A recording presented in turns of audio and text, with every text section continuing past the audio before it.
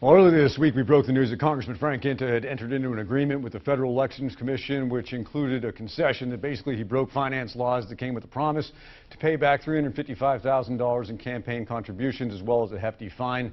Congressman now joins us now live in studio to discuss with a lengthy investigation and more on his decision to do this. Congressman, I appreciate you being here. I know it's been a tough week, busy in Washington and in politics.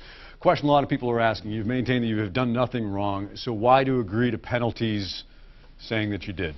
Well, look, this is a 5-year old complaint. This was back in 2010 when I loaned myself and the campaign some money so I could run the campaign. The reality is that after 5 years of me trying to resolve this with the FEC, even including, Josh, when I was out of office because I thought it was the right thing to do, there were moments and times during this whole process that they were dormant, that there was no response, and it was very frustrating because I've always wanted to try to resolve this. Finally, after I won, they had contacted me and asked to settle. Now, I have maintained for 5 years that I made a mistake. I made a reporting error on my disclosure. And at the time when I looked at the disclosure instructions, the assets that I utilized as a loan that were mine or from a family account were explicitly not supposed to be part of a disclosure, which is why I never reported it. Sure, and just, I don't want to confuse our viewers. The disclosure, the financial disclosure, isn't the issue right now. It's more where that money came from that led to the disclosure. Well, actually, the agreement with the FEC is because I made a reporting error.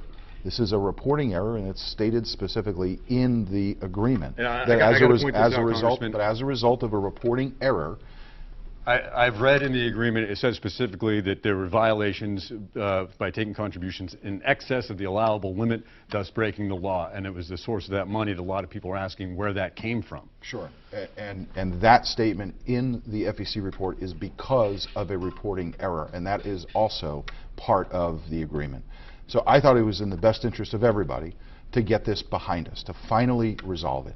So as I maintained 5 years ago, I made a mistake on a reporting error. I wish I didn't. It has been very personal for me, for my entire family. I've always wanted to get this resolved. I decided to take up the offer from the FEC to finally settle this, pay the fine because I made an error, repay the loan, which I always intended to repay the loan, and put this to bed finally so I can move on and continue to represent the people of the 1st Congressional District without this political distraction. Well, I can tell you that right now, politically, this is anything but behind you because a lot of people have a lot of questions about this.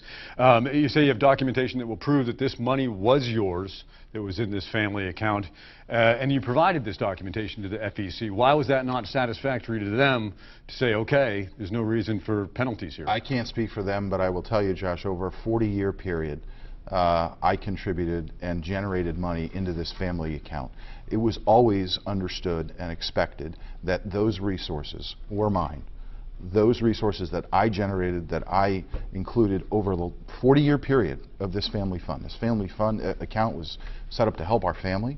I continued over a period of time to generate money to put into that. The documents that I have go back as far as 1970, mid-1970s, to show that there were trusts set up and custodial relationship between my mother and me in whole sorts of different bank accounts, stock, different types of assets, including some Singer stock that I got from my grandfather when he died. And all of those monies went into this family account. Those were monies that I generated, and that's what I utilized as a loan.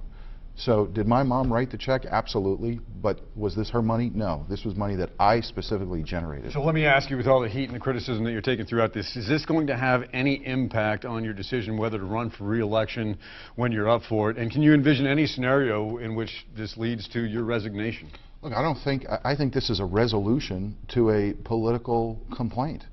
And the fact that I have documents that show accounts that go back to the mid-1970s, I think is important for people to know, which is why I'm talking to you and why I'm talking to other people in the state, because I want people to know that these were resources that I generated going back decades over a 40-year period. That is something important for people in New Hampshire to know.